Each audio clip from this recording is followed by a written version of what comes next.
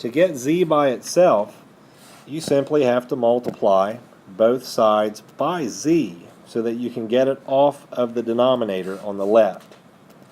That cancels out and leaves you with x squared y equals z times the quantity a minus 2.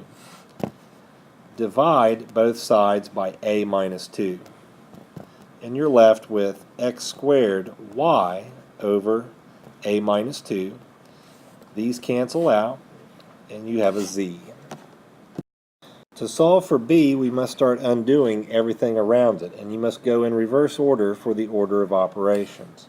So we're going to start by moving that plus 4 over to the right and leaving 4x squared y over 3b on the left. On the right we have 2a minus 4 now. We need to have the b off of the bottom. In order to do that, we can multiply both sides by b. When we do that, it cancels out here and leaving us with 4x squared y over 3 and then equals b times the quantity 2a minus 4. And now to get the b completely by itself, you would have to divide both sides by 2a minus 4. Doing that is the same thing as dividing by a fraction over here with a denominator of 1. When you divide by a fraction, you flip and multiply. So we're going to keep the 4x to the second y where it's at, and then we will have that multiplied, of course it's over 3, and then multiplied by 1 over 2a minus 4. On the right, this cancels out, so you just have a b. Simplify to get 4x squared y over 3 times the quantity 2a minus 4. And that will equal b.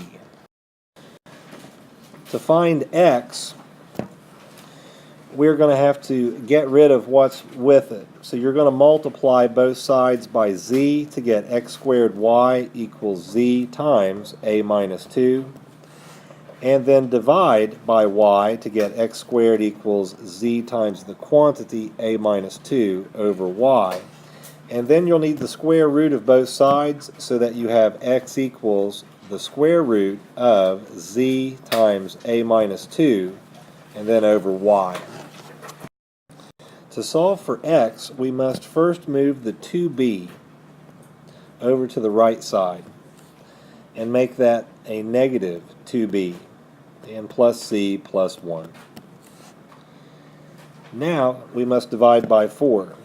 If I divide by 4 on both sides, these cancel out, and you're left with the square root of x equals negative 2b plus c plus 1 over 4. Undo the square root by squaring both sides, and you're left with x equals the quantity squared of negative 2b plus c plus 1 over 4.